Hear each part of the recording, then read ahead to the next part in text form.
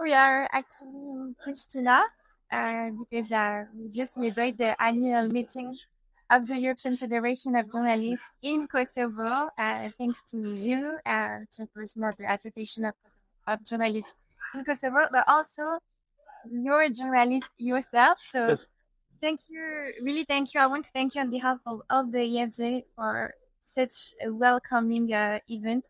And I feel how much it was important for you to welcome us here and to organize all this important event here. So It is a big milestone for us, and especially because it comes on the 25th anniversary of Kosovo liberation, and the main topic was reporting in times of war. So we are celebrating the end of the war this year, and we are just so thrilled to have been able to show the spirit, the hospitality of Kosovo as a nation, basically. And we did everything we could as a team, a small team, to make everyone feel welcomed here. And I'm so happy that we had so many important discussions, so many motions that were passed. symbolic motions, but still a big step to bring out important issues and for the steering committee and the organization to urge authorities for action. I'm thinking about especially the motion to investigate murders of journalists in Yes. Kosovo, also in the Balkans. Yes, this is an issue we have been dealing for many years, and we feel very bad that there is no decisions yet about more than 15 murders of and disappearances of journalists and photographers in Kosovo before and after the war. It was the UN mandate that investigated first after the war, then it was EU, but it's been more than 15 years that it's up to Kosovo authorities to prosecute these cases, and nothing has been done. We continue to raise our voice and our concerns that all these institutions, different institutions, fail to bring justice. We know and we feel, we've been in touch with the families, they need closure. They need to know what happened to their loved ones and why they were killed just because they were doing their job as journalists. And we keep calling on justice whenever we can. And how could you describe the situation, press freedom in Balkans? It's not focused only on Kosovo. Yes, it's. I mean, this part of Europe it still has troubles dealing with the past as well because of what happens in the 90s.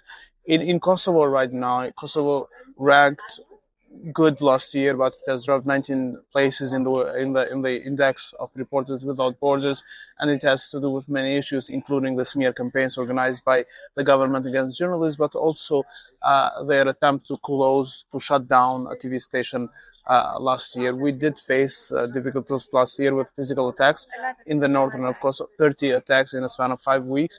Our colleagues were physically attacked. Our equipment were broken. Our vehicles, as a mean of work, at least one of them was set on fire, and others were destroyed. So really, we had a very difficult time, and that is why we're thankful for EFJ to come here, and basically is a sign of solidarity to what we went through and we're going through. Otherwise, in Western Balkans, Serbia and Albania are the worst ones in the rankings, like really bottom of Europe, because of the governments in both countries exerting control to most of the media landscape there. Montenegro and North Macedonia are much better in the rankings, and there are a lot of issues in Bosnia because of the divisions as well between the federation itself and the entity of Republika Srpska. So really, in this part of Europe, there's this hostile environment in doing journalism because of politics, because of those that are in power and try to for the people to see the media and journalists as the enemy of the people, which is not the case. But I'm so proud, not just in Kosovo, but around Western Balkans. We have so many journalists, very courageous journalists, especially women journalists, who lead these investigations that bring light to injustices and do an amazing job to hold accountable those that are in power, and those who are in power in most of the times are obviously men. Yeah, but during the event, we met some journalists. Even I'm thinking about Emma Audrey, this French grand reportage. She was injured and she gets so much even physical attacks while reporting, but they are still doing the job and they are still believing. And I think it's so important to monitor those attacks.